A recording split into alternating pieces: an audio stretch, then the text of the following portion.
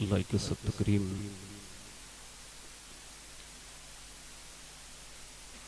شہزادہ غوث اعظم پیر طریقت رہبر شریعت حضرت العلام حضرت علامہ مولانا سید محمد ظہیر الدین بابو قادری الجیلانی دامت برکاتہم القدسیہ،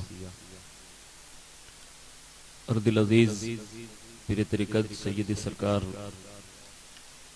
اولاد غوث اعظم سید محمد شفیع میاں بابو قادری الجیلانی دامت برکاتہم العالیہ،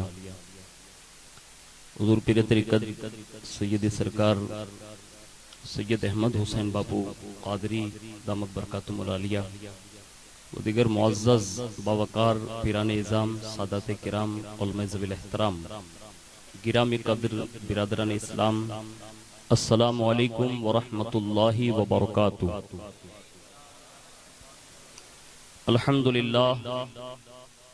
الحمدللہ رب العالمین والعاقبۃ للمتقین والصلاة والسلام علی سید الانبیاء والمرسلین وعلى آلہ واصحابہ وازواجہ وذریاتہ واہل بیتہ وابنہ الغوث الاعظم الجیلانی اجمعین، اما بعد فاعوذ باللہ من الشیطان الرجیم، بسم اللہ الرحمن الرحیم۔ وَإِن كُنتُمْ فِي رَيْبٍ مِّمَّا نَزَّلْنَا عَلَىٰ عَبْدِنَا فَأْتُوا بِسُورَةٍ مِّن مِّثْلِهِ وَادْعُوا شُهَدَاءَكُم مِّن دُونِ اللَّهِ إِن كُنتُمْ صَادِقِينَ فَإِن لَّمْ تَفْعَلُوا وَلَن تَفْعَلُوا فَاتَّقُوا النَّارَ الَّتِي وَقُودُهَا النَّاسُ وَالْحِجَارَةُ أُعِدَّتْ لِلْكَافِرِينَ۔ وقال قل إن اجتمعت الإنس والجن على أن يأتوا بمثل هذا القرآن لا يأتون بمثله ولو كان بعضهم لبعض ظهيرا۔ وقال قل فأتوا بسورة من مثله فأتوا بعشر سور من مثله فَلْيَأْتُوا بِحَدِيثٍ مِّثْلِهِ۔ صدق اللہ مولانا العظیم وبلغنا رسولہ النبی الامین المختار الکریم ونحن علی ذالک لمن الشاہدین والشاکرین والحمد للہ رب العالمین۔ آئیے سب سے پہلے مذہب اہل سنت والجماعت یعنی کہ مسلک اعلیٰ حضرت کے قدیم دستور کے مطابق ہم سب کے آقا و مولا حضور سراپا نور سیدنا محمد الرسول اللہ صلی اللہ تعالیٰ علیہ وآلہ وسلم کی بارگاہ پر نور میں جی لگا کر محبت کے ساتھ درود و سلام کی نظریں پیش کر لیں۔ اللہم صلی علی سیدنا مولانا محمد معدن الجود والکرم وعلی آلہ وصحابہ وبارک وسلم، صلاۃ و سلام علیک یا رسول اللہ صلی اللہ تعالیٰ علیہ وآلہ وسلم۔ نبی اور آل نبی پر ایک بار اور محبت کے ساتھ جی لگا کر درود شریف پڑھیں۔ اللہم صلی علی سیدنا مولانا محمد معدن الجود والکرم وعلی آلہ وصحابہ وبارک وسلم، صلاۃ و سلام علیک یا رسول اللہ صلی اللہ تعالیٰ علیہ وآلہ وسلم۔ ایک بار اور حصول برکت کے لیے درود شریف پڑھ لیں۔ اللہم صلی علی سیدنا مولانا محمد معدن الجود والکرم وعلی آلہ وصحابہ وبارک وسلم، صلاۃ و سلام علیک یا رسول اللہ صلی اللہ تعالیٰ علیہ وآلہ وسلم۔ سلطان الہند عطائے رسول خواجہ خواجگاں فخر ہندوستان سرکار غریب نواز رضی اللہ تبارک و تعالی عنہ اپنے جد امجد حضور سیدنا امام علی مقام الشاہ امام حسین رضی اللہ تبارک و تعالی عنہ کی بارگاہ میں خیرات پیش کرتے ہوئے یوں عرض کرتے ہیں، شاہ است حسین، ایسے نہیں یار، اور محبت سے چاہیے، کم از کم یہ نام اتنی اس وقت یہ گرمی دیتا ہے مجھے بلا وہ کربلا میں جب بنفس نفیس موجود رہے ہوں گے تو ان کی کیفیت کیا رہی ہوگی۔ شاہ است حسین، بادشاہ است حسین، دین است حسین، دین پناہ است حسین، سرداد نہ داد دست در دست یزید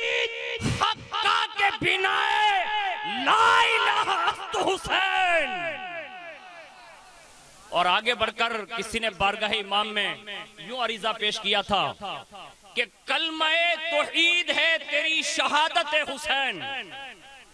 زور سے بولتے رہیں آپ. یا الحمدللہ آپ یہ نہ سمجھے کہ آپ تنہ تنہا امام لوگوں کے پیچھے آ گئے. نہیں، ہماری قوم کے سماج کے سارے ذمہ دار، سارے سادات کرام، سارے پیران اعظام، ائمہ اعظام سب موجود ہیں. بولنے میں ہم پر کوئی پابندی نہیں الحمدللہ. اور یہ تو اولیاء کی سرزمین ہے، تو جہاں جہاں بھی اپنے آقاؤں کا نام سنیں نا تو محبت سے بولیں، اس لیے کہ بولنا جو ہے نا یہ بھی کبھی کبھی اچھے نتیجے لاتا ہے. تو جہاں بھی آپ کو اچھا لگے گا وہاں بولیے گا. میری تقریر کے لیے نہیں، ابھی جس مقصد کے لیے میں آپ کو سمجھانے جا رہا ہوں نا اس مقصد کے لیے تھوڑا بولیں گے نا تو آپ کا سینہ تھوڑا کشادہ ہوگا. کسی نے کہا ہے کہ کلمہ شہادت ہے، کلمہ توحید ہے تیری شہادت حسین. کلمہ توحید ہے تیری شہادت حسین، تو نہ ہوتا تو نہ رہ جاتی صداقت حسین. اور احتمال ہے آنے کا پھر سے یزیدیت کا دور، احتمال ہے آنے کا پھر سے یزیدیت کا دور. اس جہان نو کو تیری ضرورت ہے اے حسین، اس جہان نو کو تیری ضرورت ہے حسین. اور جس خواجہ نے امام حسین کا نغمہ گایا نا تو آج دنیا ان کے نام کا ڈنکا یوں بجاتی ہے، اجمیری سرکار یہ میرے خواجہ ہی کچھ ایسے ہیں. ہندوستان میں خواجہ کے رہتے ہو نا تو اتنی شان سے بولو کہ پوری دنیا میں یہ آواز جب آپ کی پہنچے گی نا تو لوگ صرف آپ کی آواز سن کر یہ احساس کریں گے کہ پہلے بھی جب قرآن پر حرف آیا انگلی اٹھائی گئی تو اہل بیت کے غلام میدان میں اتر آئے. آج بھی انگلی اٹھی ہے، اتر آئے اور اس کا دفاع کیا. ارے لوگ کہیں گے کہ تمہاری آوازیں کہاں تک پہنچے گی؟ برکاتی کہتا ہے ہماری آوازیں ہمیں کہیں تک نہیں پہنچانا. ہماری آوازیں اس بات کی نشاندہی ہوگی جب قیامت کے دن سارے کے سارے لوگ امام علی مقام کی بارگاہ میں کھڑے ہوں گے نا. میرا امام صرف اتنا پوچھ لے گا بتاؤ میرے ساتھی قرآن کے لیے تم نے کیا کیا؟ تو کم از کم اتنا سر نیچا کر کے عاجزانہ طور پر عرض کریں گے کہ حضور جب قرآن پر حملہ ہوا تھا نا تو ہم نے کانفرنس سجا لی تھی، اس میں آپ کے نام پر نعرے لگائے تھے، سبحان اللہ ماشاءاللہ کی صدائیں لگائی تھی. اور اس کی نشاندہی ہمارے بزرگوں نے کی ہے کہ چھوٹے چھوٹے کام بھی اس نیت سے کرو کہ وہاں بارگاہ رسول میں جب حاضری ہو جائے نا تو بس ایک نگاہ مصطفیٰ کافی ہے. امام کہتے ہیں جس طرف اٹھ گئی دم میں دم آ گیا، جس طرف اٹھ گئی دم میں دم آ گیا، اس نگاہ عنایت پہ لاکھوں سلام. لوگ کہتے ہیں میڈیا کے ذریعے تم آواز کہاں تک پہنچاؤ گے؟ ہم نے کہا ہم کہیں تک نہیں پہنچائیں گے. یہی دل میں بھی اگر آواز دیتے ہیں نا تو دور و نزدیک کے سننے والے وہ کان، دور و نزدیک کے سننے والے وہ کان، کانے لالے کرامت پہ لاکھوں سلام. لوگ پوچھیں گے ائمہ کو ملے گا کیا؟ میں نے کہا ائمہ حضرات گھبرانا نہیں، ہاتھ جس سمت اٹھا غنی کر دیا، ہاتھ جس سمت اٹھا غنی کر دیا. موجے بحرے سماحت پہ لاکھوں سلام. اور امام بڑے مزے میں کہتے ہیں انہیں جانا، پورا مجمع بولے گا، یہ شعر جو ہے نا بڑا وزنی کہہ رہا ہوں. انہیں جانا، انہیں مانا، نہ رکھا غیر سے کام، للہ الحمد میں دنیا سے مسلمان گیا. اور ہم پوری دنیا کو یہ پیغام دیتے ہیں، دو تین لوگوں کو نہیں، پوری دنیا کے لوگوں کو کہتے ہیں آج لے ان کی پناہ، آج لے ان کی پناہ. اس لیے کہ قیامت میں کہیں پناہ نہ ملے گی. اگر پناہ کہیں مل سکتی ہے تو ایک ہی در ہوگا جسے در مصطفیٰ کہتے ہیں. آج لے ان کی پناہ، آج مدد مانگ ان سے، پھر نہ مانیں گے قیامت میں اگر مان گیا. ایک بار پورا مجمع محبت کے ساتھ زور سے درود شریف سنا دیں. اللہم صلی علی سیدنا مولانا محمد معدن الجود والکرم وعلی آلہ وصحابہ وبارک وسلم. صلاۃ و سلام علیک یا رسول اللہ صلی اللہ تعالی علیہ وآلہ وسلم.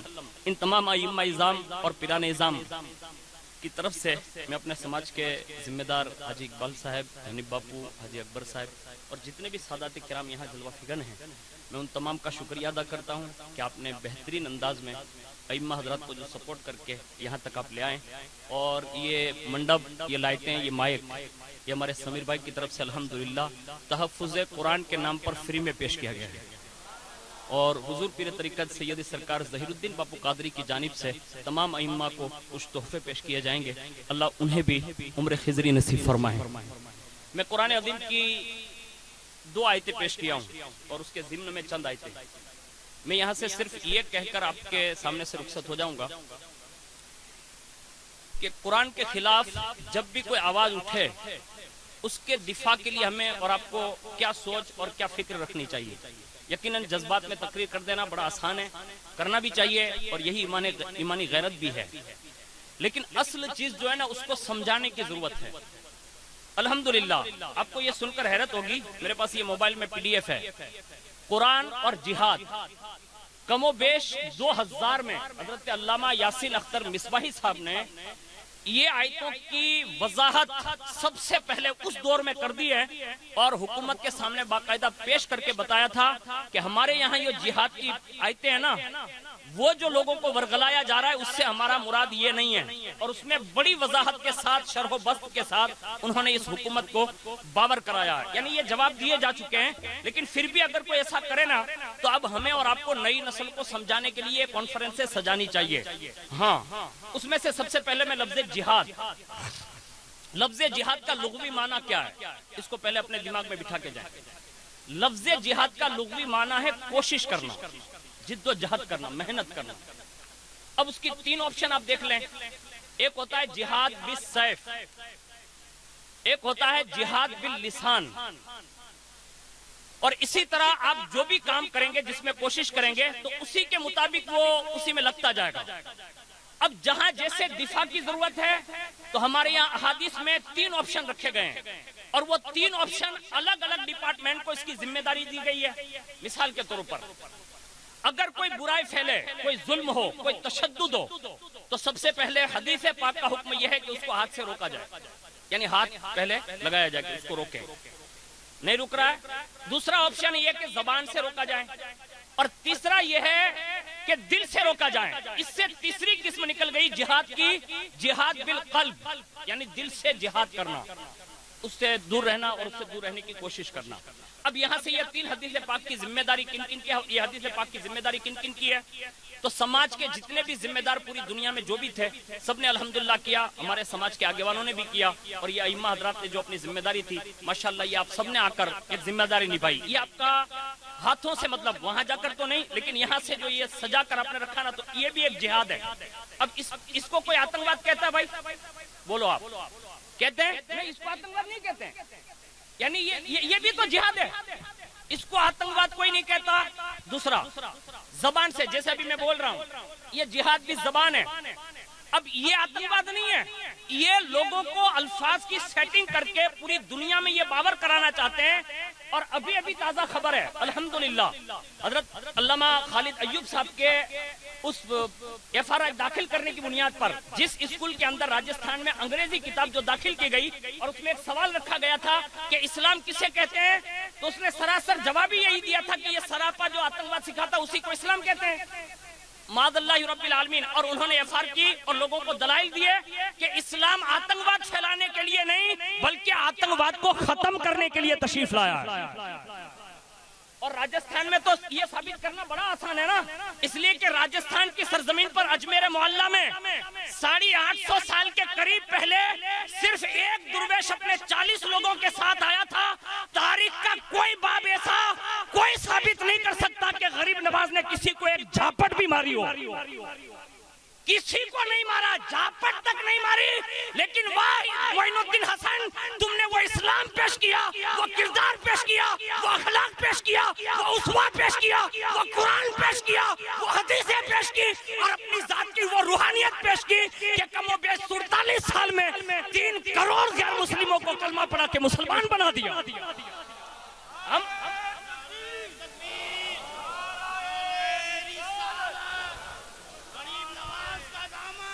ہم اس امن والے غریب نواز کے امن کی دعوت دیتے ہیں، ہم کوئی آتنکوادی لوگ نہیں ہیں۔ ہاں، دوسری بات سن لو دل کے کانوں سے، یہ ذمہ داری جو زبان سے ہیں یہ ہمارے بزرگوں نے بھی ادا کی، ہر زمانے میں ادا کی جائے گی، لیکن قرآن جو ہے نا اس کی اہمیت سمجھنے کے لیے ہمیں تھوڑا کلچر دیکھنا ہوگا، حالات دیکھنے ہوں گے کہ اس وقت ہماری پوزیشن کیا ہے اور قرآن کی حفاظت کا ذمہ اللہ نے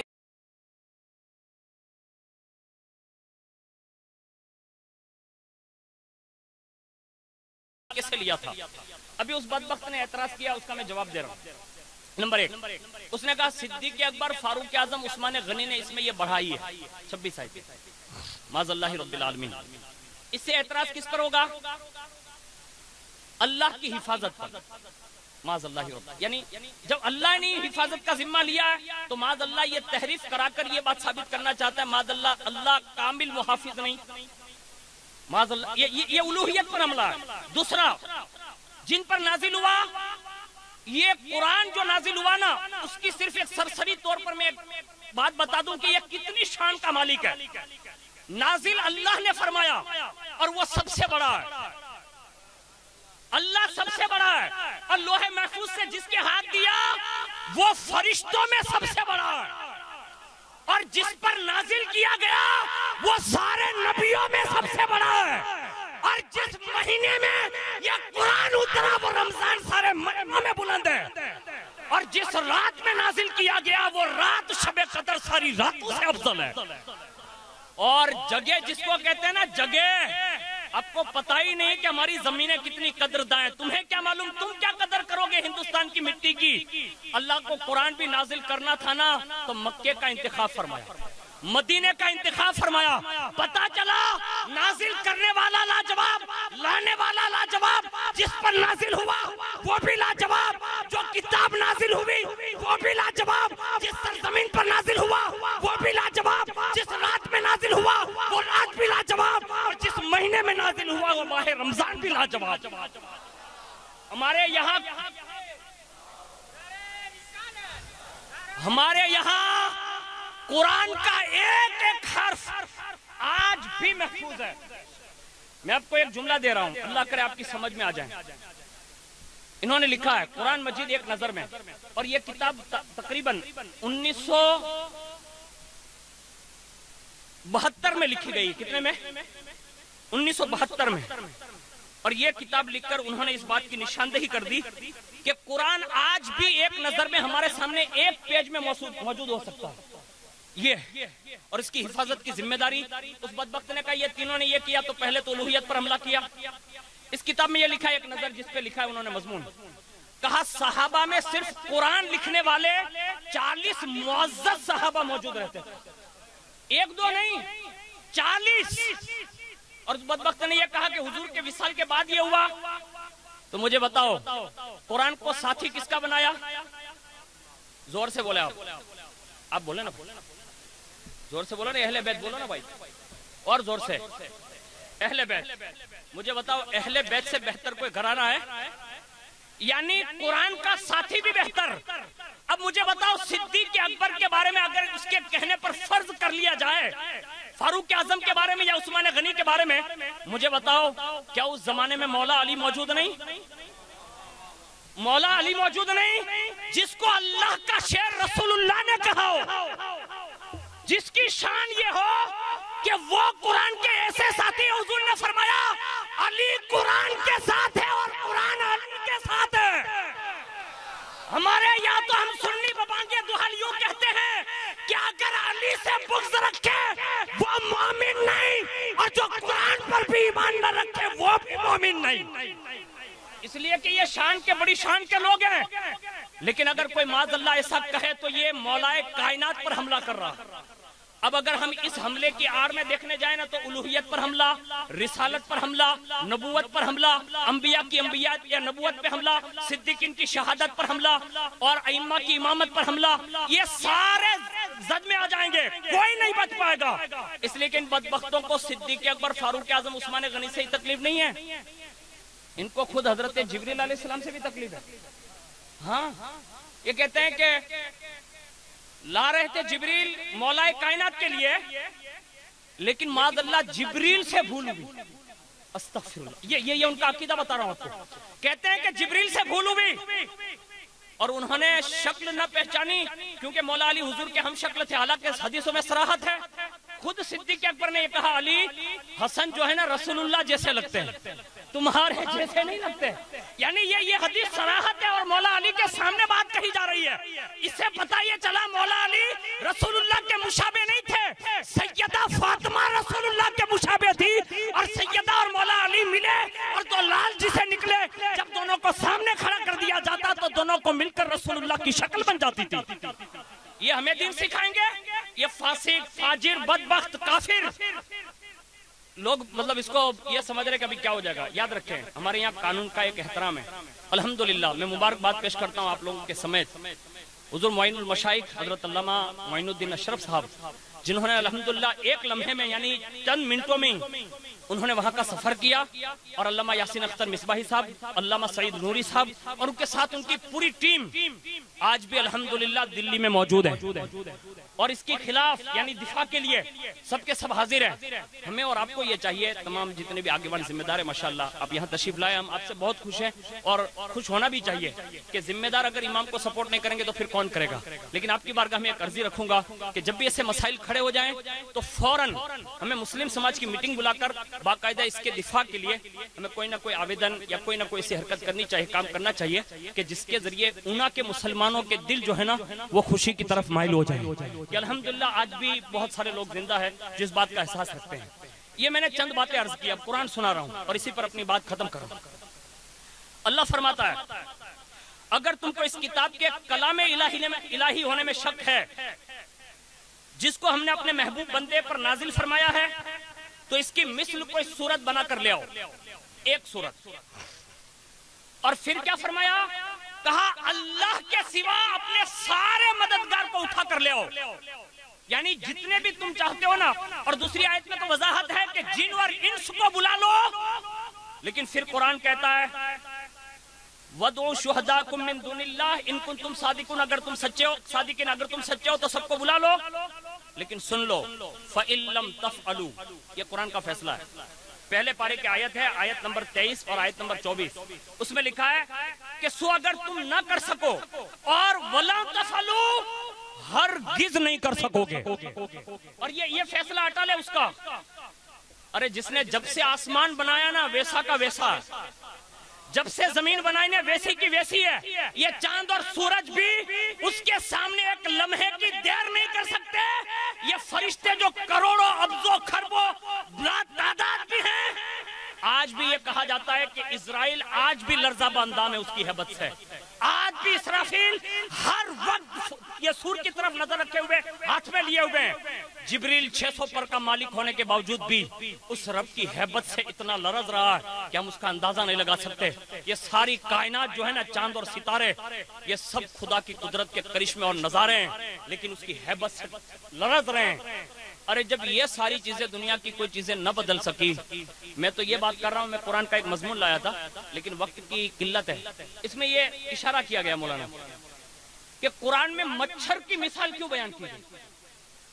مچھر، اور قرآن جب اتنا افضل ہے، اتنی بڑی کتاب ہے، تو لوگوں نے اعتراض کیا تھا اس پہ یعنی نازل ہونے کا، کہ یہ اللہ کو مطلب مچھر کی مثال بیان کرنے کا کیا مطلب میننگ ہوگا. اب جب یہ سوال آنا تو ہمارے بزرگوں نے ابھی کے دور کے سائنس کے حساب سے جواب دیا اس کا.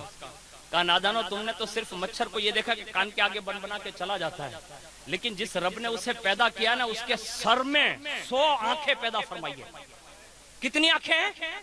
100 آنکھیں. اور وہ جو ڈنک مارتا ہے نا، اس ڈنک میں تیز دھار چھریاں ہیں.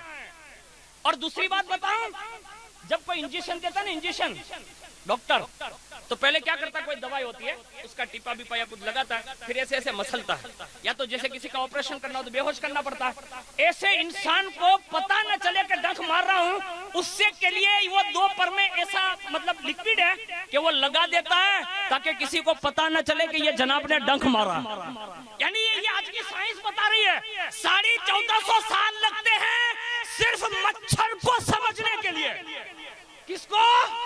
بولو بھائی بولو. ارے 1450 سال کے بعد مچھر کی یہ تحقیق ہے. اور اس نے آخر میں لکھا جس کو قرآن سمجھنا ہو نا، وہ پہلے مچھر کی تحقیق کرے. مچھر کی تحقیق کرے اور اس کے بعد لکھا کہ کائنات میں سائنس کچھ بھی بنا سکتی ہے، ایک مچھر نہیں بنا سکتی، ایک مچھر نہیں بنا سکتی۔ میں کہتا ہوں جب مچھر نہیں بنا سکتے ہو تو یہ دلی کے روڈ پہ آ کے کسی میڈیا والے کے سامنے یہ بکواس کرتے ہو، کیوں اپنی بدنامی کراتے ہو یار؟ کیوں کروا رہے ہو؟ تمہاری دجیاں اڑ رہی ہیں اور تم یہ بکواس کر رہے ہو۔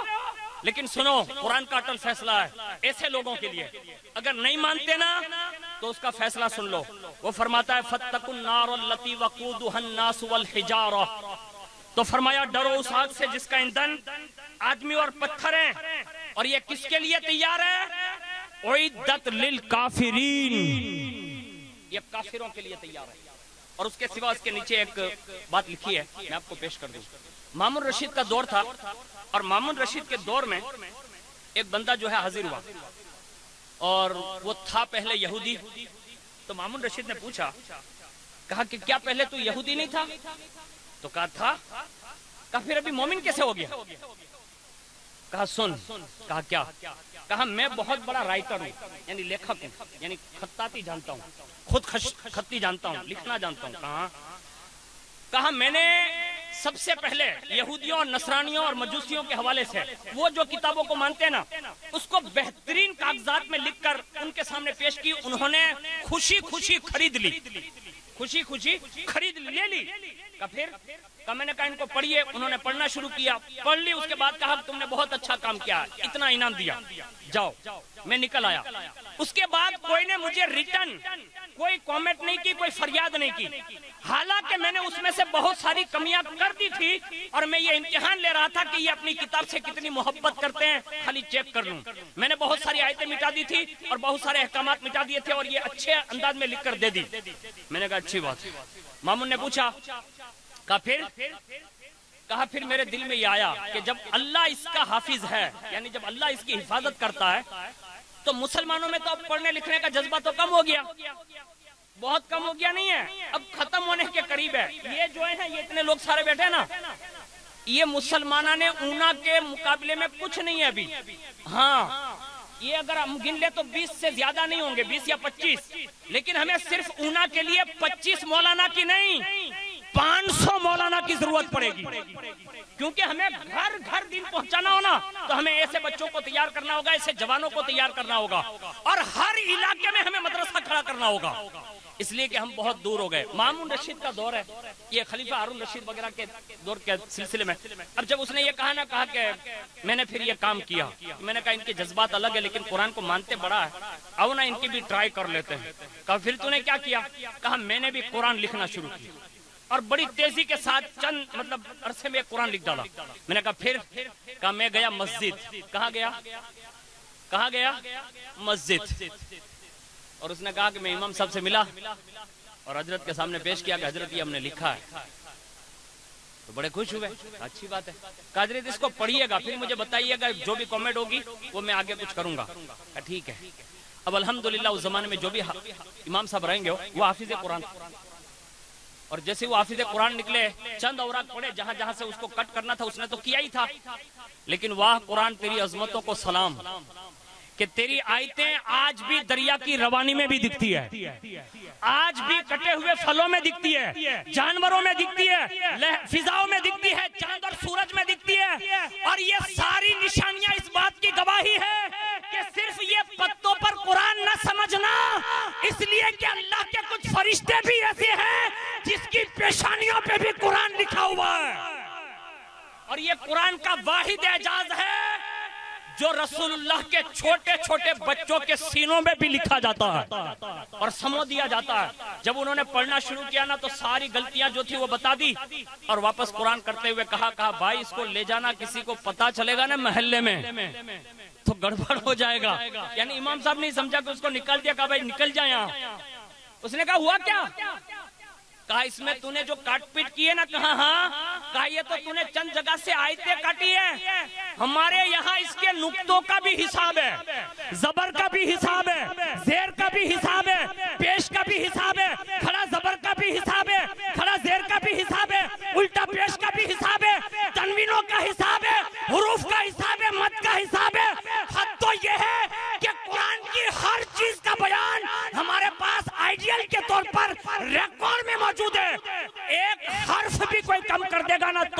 مسلمان اسے قبول نہیں کر سکتا۔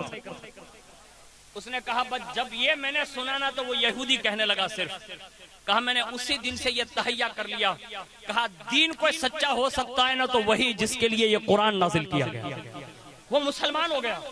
آپ مسلمان ہیں، میں آپ سے زیادہ کچھ کہنے حاضر نہیں ہوا ہوں، لیکن ہاتھ جوڑ کر ایک بات عرض کر کے جا رہا ہوں، ایسی کانفرنسوں کو خالی ایک جذبات پر مہیا کر کے نہ جائیے گا۔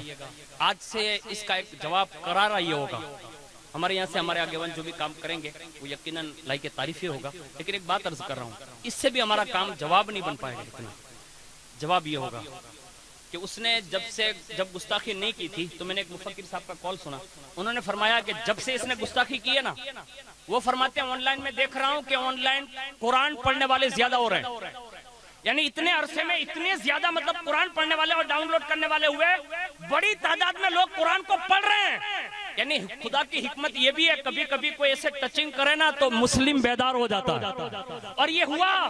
آج ہمیں بھی کام کرنا ہوگا۔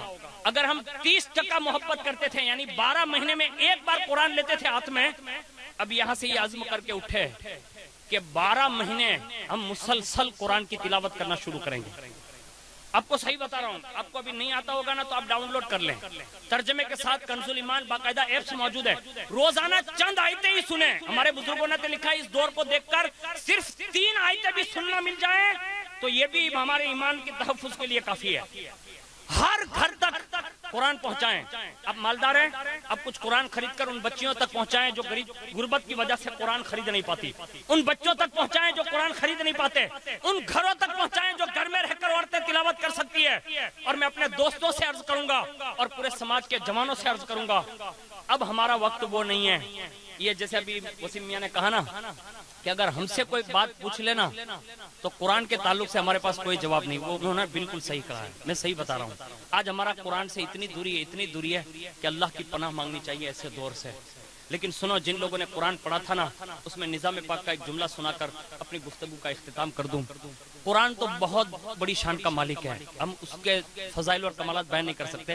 اعلیٰ حضرت علوم القرآن میں فرماتے ہیں کہ قرآن کے فضائل و کمال نہیں، صرف رموز سمندر کی موجوں کے برابر ہے، وہ کبھی ختم نہیں ہو سکتے، وہ بڑھتے ہی رہیں گے۔ اور ہمارے بزرگوں نے قرآن پر جو کچھ لکھا ہے نا وہ رہتی دنیا تک باقی رہے گا۔ لیکن نظام پاک صرف ایک سورت کی نشاندہی کرتے ہوئے فرماتے ہیں، کہا میں نے سورہ مزمل کے فضائل جب پڑھے نا تو وہ فرمانے لگے کہ میں نے یہ پڑھ کر میں حیرت میں ہوں۔ وہ فرماتے ہیں کہ اللہ خود اپنی شان ہر شب جمعہ سورہ مزمل پڑھتا ہے، اللہ اپنی شان۔ دوسرا جملہ کہا جب صدیق اکبر خلیفہ وقت بنے تو وہ فرماتے ہیں کہ جب مجھے رسول اللہ کا دیدار کرنا ہوتا تو میں اس رات میں سورہ مزمل پڑھتا، اور سورہ مزمل پڑھتا حضور کا دیدار ہو جاتا۔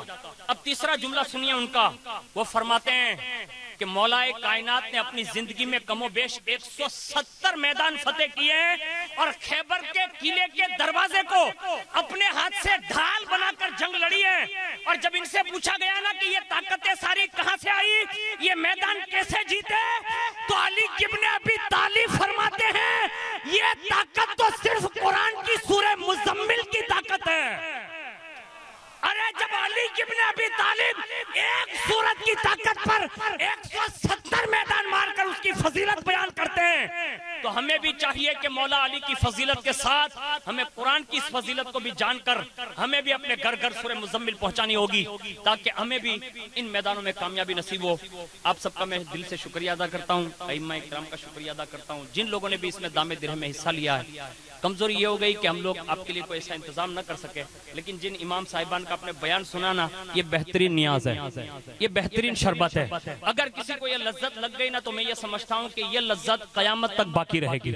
آپ سب کا دل سے شکریہ ادا کرتا ہوں، اور جتنے بھی لوگ آئے ہیں اللہ سب کو جزائے خیر عطا فرمائے۔